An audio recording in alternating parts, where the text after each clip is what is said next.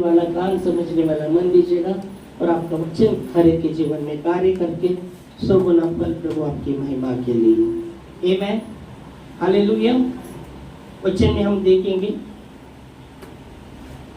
वचन में आते हैं भजन संहिता 34 और उसके हालेलुया हालेलुया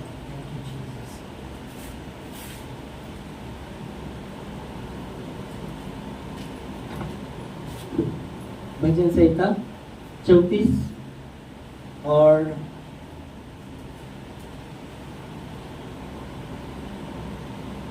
34 के 14 से 22 वचन हम देखेंगे। भजन संहिता 34 और 14 से 22 वचन। बुराई को छोड़ और भलाई कर। ये भजन दाविद का भजन है और वो कहता है कि बुराई को छोड़ और भलाई कर। Praise God. यह हम देख सकते हैं जो दाविद का भजन है, यह 34 के 14 वचन में वो कहता है कि बुराई को छोड़ और भलाई कर। आमेन। क्योंकि हमारा परमेश्वर भला है, वो भलाई, वो बुराई नहीं करता और भलाई करता है। बुराई को भलाई में वो कार्य करने वाला परमेश्वर है। आमेन। बुराई को दूर करके भलाई देने वाला वो परमेश्वर, क्योंकि वो भला है। आमेन। और यहाँ वचन दाविद राजा वो कहता है कि बुराई को छोड़कर भलाई कर। आमेन, हालेलुया। संत पौलुस भी कहते हैं कि बुराई के बदले बुराई मत करो, या गाली के बदले गाली मत दो, और उसके विपरीत आशीष दो, क्योंकि आशीष के वारिस होने के लिए आपको बुलाया गया है। आमेन। रात को यहाँ नाइट प्रेयर था और हम प्रार्थना कर रहे थे सबके लिए। Praise God, hallelujah. तो परमेश्वर का वचन कहता है भलाई को कर, भलाई।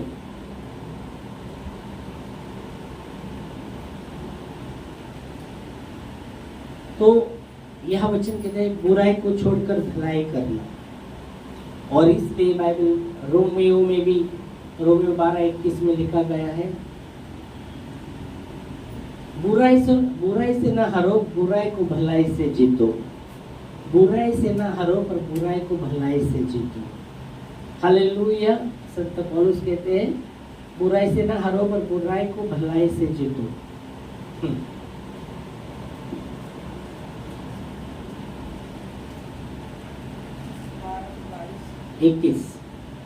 12 का 21।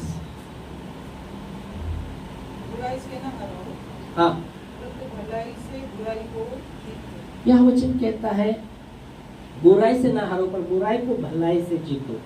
और यह वचन दाविद राजा भी कहता है कि बुराई को छोड़कर भलाई कर। और फिर दूसरे पाठ में उसमें वापस भजन संहिता 34 और उसके 14 वचन में हम देखते हैं, और बुराई को छोड़कर भलाई कर, मेल को ढूंढ। दूसरी बात हम देख सकते हैं, यहाँ मेल के विषय में बात किया है। मेल का अर्थ है शांति। मेल का अर्थ है शांति। मेल को ढूंढ, शांति को ढूंढ, शांति को ढूंढ, मेल को ढूंढ, शांति को ढूंढ। अभी बाइबल कहती है, बाइबल कहती है ढूंढोगे तुम पाओगे। और यह वचन कहते हैं मेल को ढूंढ। अभी मेल क्या है? परमेश्वर खुद है। बाइबल कहती परमेश्वर शांति का राजकुमार है। तो वचन कहते हैं बुराई को छोड़कर भलाई कर और मेल को ढूंढ, शांति को ढूंढ, शांति को ढूंढ। बाइबल कहती शांत मन तन का जीवन होता है, पर जलजलाहट से हड्डी सूख जाता है। शांत मन तन का जीवन होता है। क्या वो शांत मन हमारे तन का जीवन होता है? और बहुत बार हम देख सकते हैं यहाँ उनके वचन में लिखा गया है शांत मन तन का जीवन होता है, पर जलजलाहट से हड्डी भी सूख जाता है। नीति वचन 14:30 में लिखा गया है, पढ़ सकते हैं। नीति वचन, नीति वचन, नीति वचन 14वां अध्याय और 30 वचन।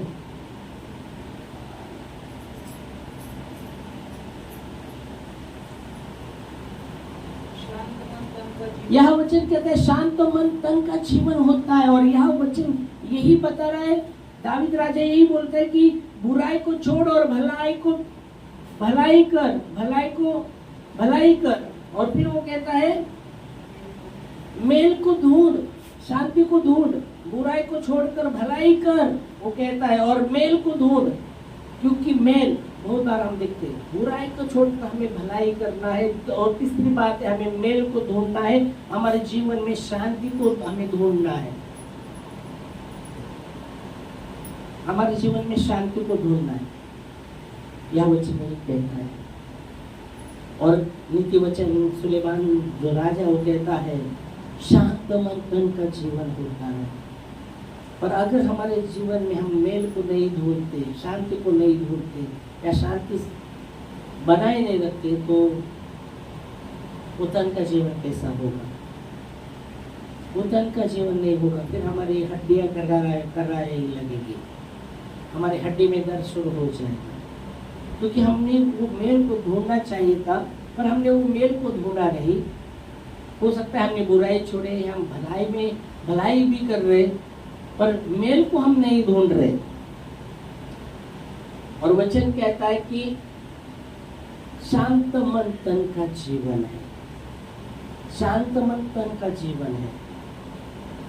क्योंकि वचन में कहता है शांत मन तन का जीवन है। दूसरे पाठ में क्या कहता है? मन के जलने से, मन के जलने से क्या होता है? हड्डी भी जल जाती है। मन के जलने से हड्डियों में जल जाती है। तो यह नीति वचन लिखने वाला कहता है शांत मन तन का जीवन है,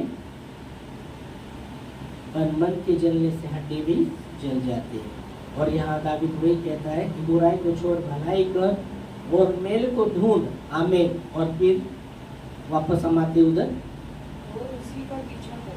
हो मेल को ढूंढ और उसका पीछा कर, मेल को ढूंढ और उसका पीछा कर, इसका पीछा कर, मेल को ढूंढ और मेल शांति को स्थापित कर और उसके पीछे चल, शांति में चल। इसलिए रोमियो 12 के 18 वचन में लिखा गया है कि हो सकता है सबके साथ, हो सकता है सबके साथ शांति से रहो। बाइबल की शांत धन्य है वे लोग जो शांति बनाए रखते हैं, वो परमेश्वर के क्या कहलाएंगे? हाँ, पुत्र पुत्रियां कहलाएंगे। धन्य है वे लोग जो मेल कराने वाले हैं। वहाँ का गया शांति में हिंदी में मेल बोला गया है। धन्य है वे जो मेल कराने वाले हैं, उनको परमेश्वर के पुत्र कहा गया है। आमीन। और यह वचन भी कहता है, क्या वचन कहता है? फिर से रोमियो 12 के 18 में, जहाँ तक हो सके तुम भरसक सब मनुष्य के साथ मेल मिलाप करो। जहाँ तक हो सके सबके साथ शांति से रहो। जहाँ तक हो सके वो सबके साथ शांति से रहो। जहाँ तक हो सके, हम बहुत बोल रहा अभी होता नहीं, शांति को हम नहीं होता नहीं, तो जहाँ तक हो गया अभी हो गया, बस हो गया, अभी आगे नहीं होता नहीं। इसलिए पत्र जब प्रभु उसको कहता है मैं मेरे भाई को कितना बार क्षमा करूं, तो यीशु मसीह कहते हैं कितना गुना क्षमा, कितना बार मैं क्षमा करूं? 7 बार या 17 बार? 70 गुना क्षमा कर, मतलब उसका हिसाब नहीं क्षमा का। क्या हम क्षमा कर सकते हैं? हम क्षमा करेंगे, हम क्षमा करने वाले लोग को। आमीन। और यह वचन में कहता है हो सके सबके साथ शांति से रहो, हो सके सबके साथ शांति बनाए रखो, क्योंकि वही शांति हमारे तन का जीवन होता है। आमीन। पर जल जलने से हड्डी भी जल जाती है। और यहाँ वचन में ये कहता है कि तू मेल को ढूंढ और उसका पीछा कर। आमीन। फिर 15 वचन में हम आते वापस भजन संहिता 34:15 में। यहोवा की आंखें धर्मियों पर लगी रहती है यहोवा की आंखें धर्मी लोगों पर लगी रहती है और उसके कान भी उनकी दोहाई की ओर लगे रहते हैं। देखो यहोवा की आंखें धर्मी की ओर लगी रहते हैं और उसके कान उनकी दुहाई की ओर लगे रहते हैं। आमेन। हालेलुया। मैं सुबह आत्मिक बढ़ोतरी के विषय में 7 बातें बता रहा था और उसमें प्रार्थना के विषय में बात कर रहा था।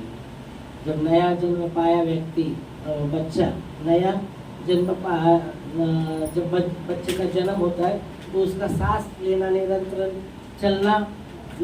चलना बहुत जरूरी रहता है। वैसे नए पाए हुए विश्वास के जीवन में प्रार्थना सांस के समान है। निरंतर प्रार्थना करो। संत पौलुस कहते हैं निरंतर प्रार्थना करो, जागरूक रहो और प्रार्थना करते रहो। हालेलुया। और यह वचन कहता है कि यहोवा की आंखें धर्मियों पर लगी रहती है और उसका कान उनकी दुहाई की ओर लगे रहते हैं। आमेन। हालेलुया। Praise God. यहोवा की आंखें धर्मी पर लगी रहती है। धर्मी यीशु के लहू के द्वारा हम धर्मी ठहरे। कर्म के द्वारा आप और मैं धर्मी नहीं ठहरा। हमने ऐसे भारी कर्म नहीं किए कि उसके द्वारा हम धर्मी ठहरे। बाइबल कहती है अनुग्रह के द्वारा हमारा उद्धार होता है और यीशु मसीह के लहू के द्वारा हम धर्मी ठहरते हैं। और वचन कहता है यहोवा की आंखें धर्मी लोगों पर लगी रहती है और उसके कान उनकी दुहाई की ओर लगे रहते हैं। Praise God. प्रभु कान लगाकर सुनना चाहता है। हम दुहाई करें, हम दुहाई दे उससे प्रार्थना करें। आमेन। हालेलुया। Praise God. और यह वचन वही कहता है। फिर आगे 16 वचन में हम आते। यहोवा बुराई करने वाले के विमुख रहता है। यहोवा बुराई करने वालों के विमुख रहता है। इसलिए वचन में हमने 14 पढ़ा, बुराई को छोड़ और भलाई कर। यहोवा बुराई करने वालों के विमुख रहता है और ताकि उसका स्मरण फुर्ती से मिट जाए, मिटा डाले। यहोवा बुराई करने वाले के विमुख रहता है। इसलिए बाइबल कहते हैं यहोवा का कान ऐसा बहरा नहीं हुआ कि वो सुन नहीं सके। यशायाह 59 एक वचन में लिखा गया यहोवा का कान ऐसा बहरा नहीं हुआ कि वो सुन नहीं सके। उसका हाथ ऐसा छोटा नहीं हुआ कि सहायता न कर सके। पर वो बुराई परमेश्वर और आपके भी वो बुराई के द्वारा वो नहीं सुन सकता और दर्शन नहीं दे सकता, सहायता नहीं कर सकता। तो यह वचन हम देख सकते हैं। पढ़ सको। सुनो यहोवा का हाथ ऐसा छोटा नहीं, यहोवा का हाथ ऐसा छोटा नहीं हुआ कि वो उद्धार न कर सके, न वो ऐसा बहरा हो गया है और न ऐसा वो बहरा हुआ है कि न सुन सके। हाँ आगे दो। परंतु तुम्हारे अधर्मों के कामों के कारण तुम्हारे परमेश्वर से अलग कर दिया है और इस कारण और तुम्हारे पापों का कारण इसका तुम्हारे परमेश्वर से अलग कर दिया है। तुम्हारे पापों के कारण इसका मुंह तुमसे ऐसा छुपा है कि वो नहीं सुनता। परमेश्वर अद्भुत परमेश्वर है, सामर्थ्य परमेश्वर है, उसमें कुछ भी कमी नहीं। वो सिद्ध परमेश्वर, कमी हमारे में है, कमी घटी हमारे में है। वो चाहता है कि शुद्ध मन से उसे हम पुकारे, विश्वास से उसे पुकारे, बुराई से। वचन यहाँ हमने 16 में लिखा कि यहोवा बुराई करने वालों के विमुख रहता है और वो वचन स्पष्ट कहता है। पर वचन में हम देखते हैं धर्मी की दुहाई की ओर, वो धर्मी की दुहाई वो सुनता है। आमेन। वो धर्मी की दुहाई सुनता है। हम आते 17 वचन में वापस। धर्मी दुहाई देते हैं, ओ प्रेज गॉड। धर्मी दुहाई देते हैं और यहोवा सुनता है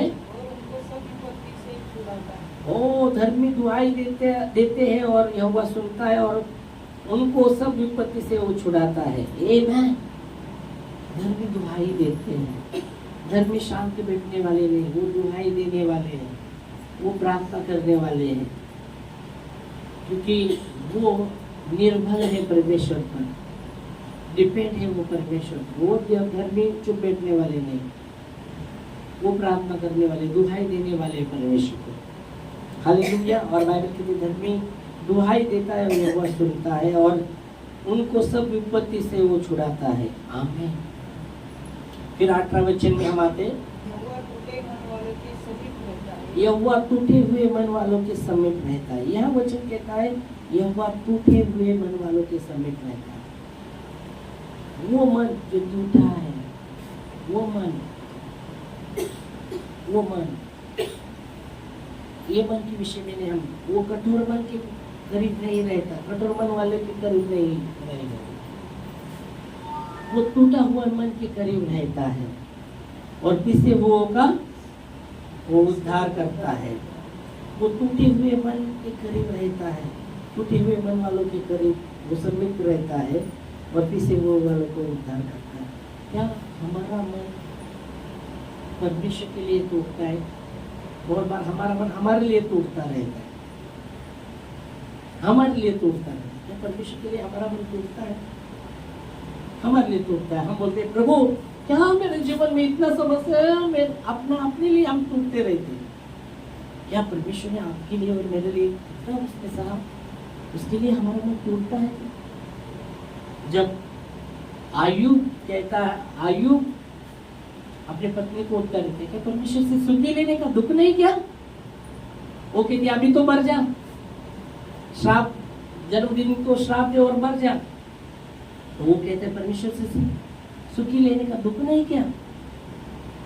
तो यह वचन आप देख सकते हैं, जो आयुब का हृदय वो टूटा हुआ हृदय था, वो टूटा हुआ हृदय था। मैं बोला क्या हम परमेश्वर के लिए, उसके लिए हम हमारा हृदय टूटा है, तो जो आपके लिए हम बयान भी नहीं कर सकते। ऐसा दर्द हमने कभी सहा नहीं है, नहीं भी सह सकते। ऐसा दर्द, ऐसा मौत, इसने खिले ठोके। हमको थोड़ा लगा, हमको दर्द होता था, हम बोलते खिले, बड़े बड़े खिले उसके हाथों में, पाँव में ठोके गए, कांटों में, ओ सर में कांटों का मुकुट खोसा गया, वो कोड़ों के फटके मारे, कोड़ों के फटके जैसे जाते थे, खून और मांस निकलते थे। क्या हमारा टूटा है परमेश्वर के लिए? कैसे हमारे अपने लिए हम टूटते रहते? अगर हम अपने लिए टूटते रहते, वो टूटा हुआ मन नहीं है, वो टूटा हुआ मन नहीं है कि अपने नहीं। परमेश्वर ने आपके लिए और मेरे लिए क्या किया है, उसके लिए हमारा हृदय टूटा है। क्योंकि वचन यहाँ कहता है कि यहोवा टूटे हुए मन वालों के घर, मतलब वो स्मरण करता है, वो टूटा हुआ मन स्मरण करता है प्रभु के बलिदान को, और इस कारण वो प्रभु उनके समीप रहता है। आमीन। क्योंकि वो समर्पण करता है, प्रभु को समर्पित करता है अपना मन। क्या हमने अपना मन प्रभु को समर्पित किया है? क्या यीशु मसीह ने कहा जहाँ तेरा धन है वहाँ तेरा मन लगा है, जहाँ तेरा धन है वहाँ तेरा मन है। और हमारा धन टूटा हुआ मन, इसलिए टूटा हुआ मन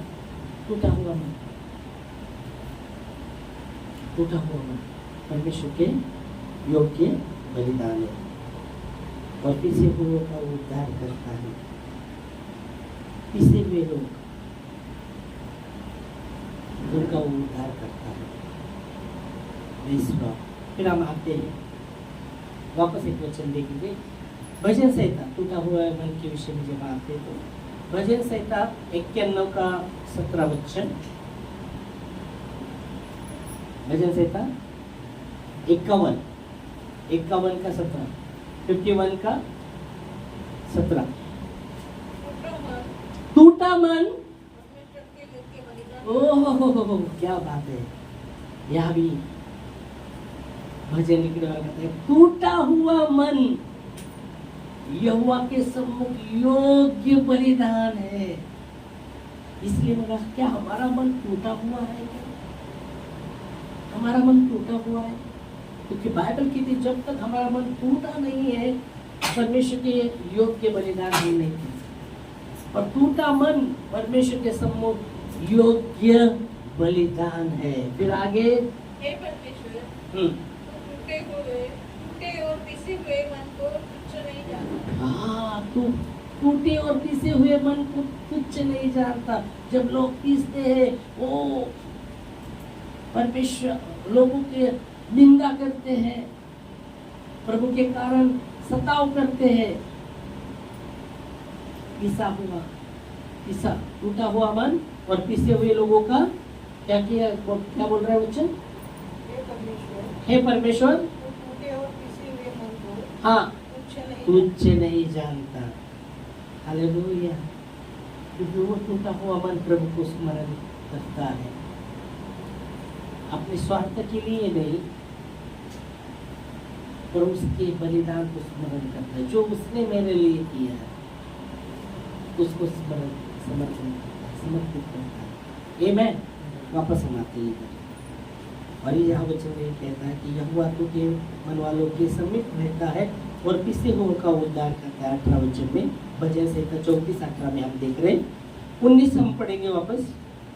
धर्मी पर बहुत सी विपत्तियां पड़ती तो है। यह वचन प्रश्न कहता है धर्मी व्यक्ति पर बहुत सी विपत्तियां तो पड़ती है, विपत्तियां पड़ती है। धर्मी व्यक्ति पर बहुत सी विपत्तियां पड़ती। क्यों विपत्तियां पड़ती? परमेश्वर परखता है, परमेश्वर परखता है। परमेश्वर परीक्षा नहीं लेता, परमेश्वर परखता है। शैतान परीक्षा लेता है, शैतान परीक्षा लेता है पर परमेश्वर परखता है। और यह वचन कहता है कि जब विपत्ति आती है ये क्या कर रहा है, इसका विश्वास कहाँ है। बहुत बार विपत्ति में विश्वास उन बातों की ओर ही रहता है, विश्वास वो विश्वास किधर खो जाता है, या वो नजारा वो जो भी विपत्ति है उसकी ओर ही ध्यान रहता है आदमी का। तो परमेश्वर उस बाइबल की धर्मी व्यक्ति पर बहुत सी विपत्तियां पड़ती रहती है परंतु इनको जो अपना जब विपत्ति भी आया है अपना ध्यान उस प्रभु की ओर लगाता है। उसके विषय में कहा गया है विपत्ति आया तो वो कुड़कुड़ाता नहीं, वो दोष नहीं लगाता, परमेश्वर को कोसता नहीं है। क्योंकि आयुब की पत्नी कोस रही थी, आयुब की पत्नी कोस रही थी क्या तेरा सब कुछ तो चला गया, बच्चे गए, सब कुछ चला गया, हाँ इतना बीमारी बढ़ा गया तेरे को, अभी तो जन्मदिन जो जन्मदिन उसको श्राप है और मर जा। उसकी पत्नी कोस रही थी उसको। फिर वो कहते परमेश्वर से कैसे सुख लेने का दुख नहीं किया। Hallelujah, praise Lord. तो यह वचन कहता है, बाइबल कहती है प्रभु ने ऐसा कहीं नहीं कहा कि तुम मेरे पास आओगे तो विपत्ति नहीं आएगी, विपत्ति नहीं आएगी। बहुत से लोग गलत सुसमाचार बताते हैं, तुम प्रभु को कुछ नहीं होने वाला, तुम्हारे जीवन में कुछ सब। और यह वचन कहता है धर्मी पर बहुत सी विपत्तियां पड़ती तो रहती पर यहोवा उनको सब विपत्ति से मुक्त करेगा जिन्होंने अपना उस विपत्ति के समय भी अपना परमेश्वर को दूरगढ़ समझा है।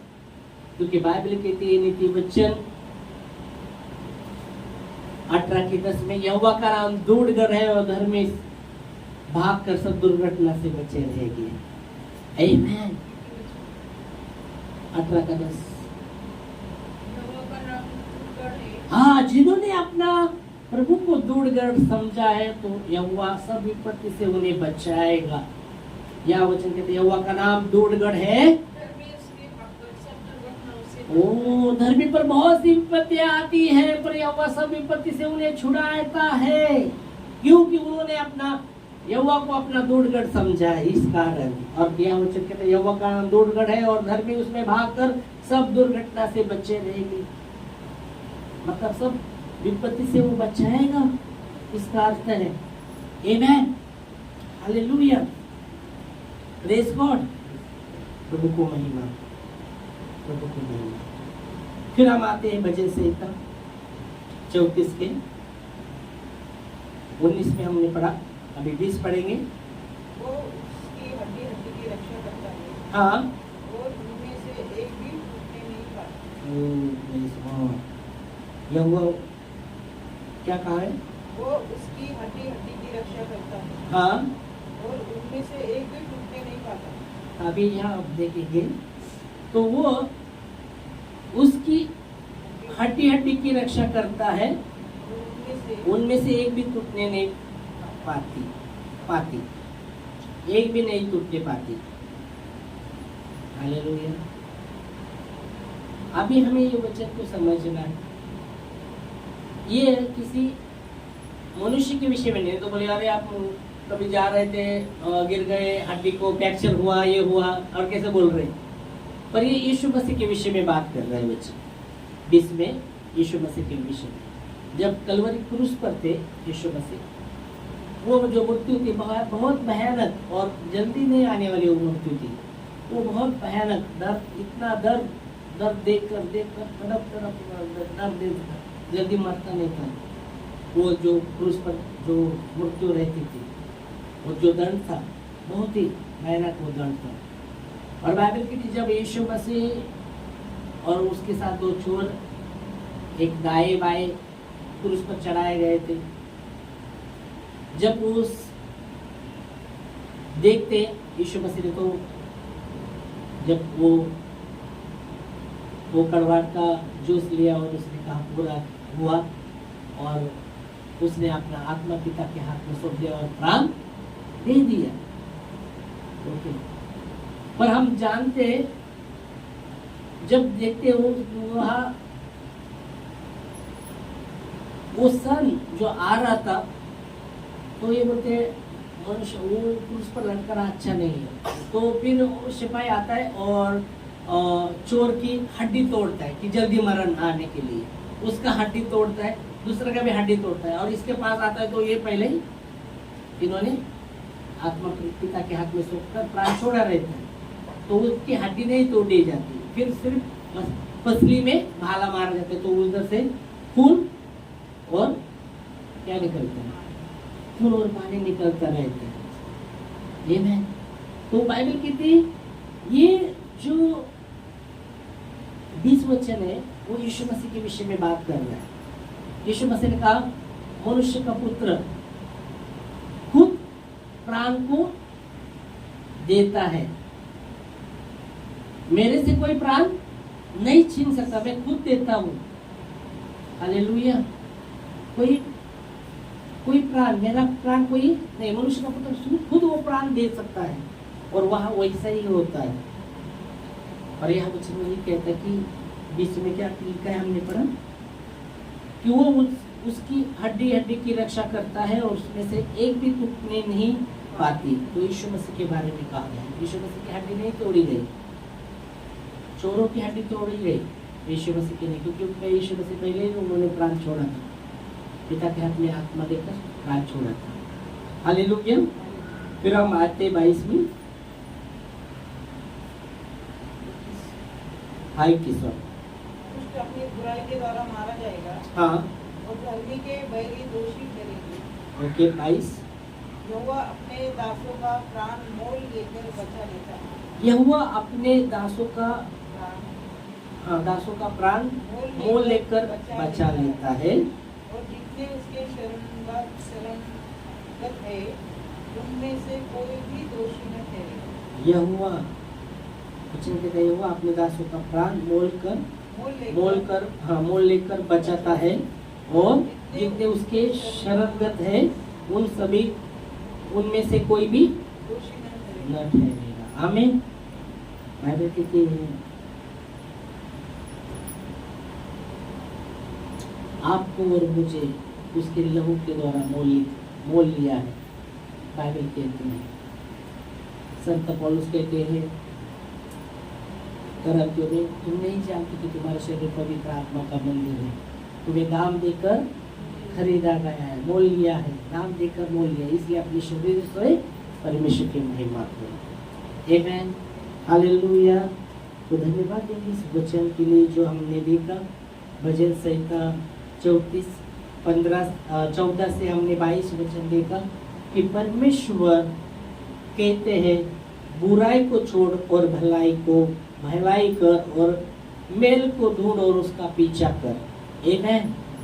क्योंकि यहोवा की आंखें धर्म पर लगी रहती, उसके कान उसकी दुहाई पर लगे रहते हैं। Amen, hallelujah. और धर्म पर बहुत सी विपत्ति आती रहती है, फिर भी यहोवा सब विपत्ति से उसे बचाएगा, क्योंकि यहोवा टूटे हुए मन वालों के समीप रहता है और पिसे हुए लोगों का उद्धार करता है। आमेन। तो क्या हमारा मन टूटा है? क्या हमारा मन टूटा है? क्या परमेश्वर के लिए हमारा मन टूटा है? अगर हमारा मन परमेश्वर के लिए नहीं टूटा, सिर्फ हमारे लिए हम टूटते रहते, हमारा मन हमारे लिए, तो वो टूटा हुआ मन नहीं है। तो परमेश्वर के लिए हमारा मन का टूटा है। Praise God. उसने आपके लिए, मेरे लिए जो भी किया है वो अद्भुत है, वो अद्भुत है। आपके कारण, मेरे कारण उसने वो सहा, वो बलिदान उसने हमारे लिए दिया। वो निर्दोष था और हमारे कारण उस पर, हमारे अपराधों को उस पर डाल दिया है। धन्यवाद देते प्रभु आपके बलिदान के लिए, आपके वो प्रेम के लिए, अगापे प्रेम के लिए धन्यवाद देते हैं। इस समय हम खड़े होंगे प्रार्थना में, धन्यवाद देते हैं अच्छा। ओ प्रभु जी, धन्यवाद देते हैं अच्छा। आपने हमें बनाया है, आपने हमें रचा और बनाया है, सुरजा है प्रभु जी। धन्यवाद ईश्वर अच्छा, अपने स्वरूप में आपने हमें बनाया है और आपने हमसे ओ प्रभु जी वो अगापे प्रेम किया है। धन्यवाद देते खुदा, और आपके प्रेम में हम बने रहे। ओ प्रभु जी, आपके प्रेम में बने रहे। ओ ईश्वर अच्छा, धन्यवाद देते प्रभु जी। शून्य से